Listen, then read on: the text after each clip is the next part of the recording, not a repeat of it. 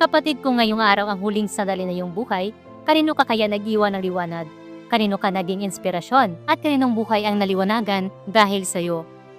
Kapatid, minsan nakakalimutan natin na ang buhay natin sa mundo ay may hangganan. Tulad ng kandila, tayo may takdang oras upang magbigay ng liwanag. At kapag natapos na ang ating oras, wala nang balikan. Ngunit kung ang kandila ay may damdamin, siyak napipili nitong magliwanag hanggat kaya nito. Ganon din sana tayo, mga kapatid. Sinasabi ni Jesus sa Mateo chapter 5 verse 14. Kayo ang ilaw ng sanlibutan. Ang isang lungsod na nakatayo sa ibabaw ng isang burol ay hindi maitatago. Kapatid, bilang mga tagasunod ni Kristo, tinawag tayo upang maging gabay at pag-asa sa iba, sa ating pamilya, kaibigan at komunidad. Ang buhay natin na hindi lamang para sa sarili, kundi upang tumulong sa nangangailangan, magpatawad sa nagkasala, magbahagi ng salita ng Diyos, maging matatag sa pananampalataya kahit sa gitna ng pagsubok.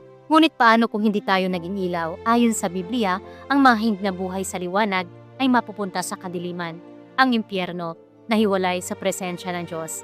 Kapatid, gusto mo bang magbigay liwanag habang may oras pa? Gamitin natin ang buhay natin upang bigyang karangalan ng Diyos. Kapag tayo humarap na sa Kanya, sana marinig natin ang mabuting gawa, mabuti at tapat na alipin. Kapatid, nais mo bang palalimin ang iyong pananampalataya at matutunan kung paano ka magiging ilaw ng sanlibutan? Naaniyahan ka naming sumali sa aming online Bible study. Sama-sama tayong matuto, lalago at liliwanag sa salita ng Diyos. Mag-comment ka lamang ng gusto ko o magpadala sa akin ng mensahe para matulungan kita kung paano makasali.